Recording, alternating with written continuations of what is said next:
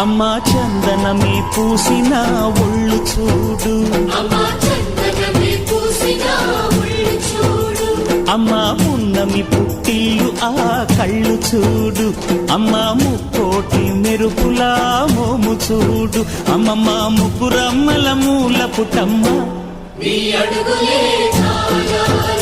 అమ్మా నిప్పుల్ని తొక్కిన నడక చూడు, అమ్మా దిక్కుల్ని దాటిన కీర్తి చూడు, 1000 సూర్యుళ్ళై మెరిసిన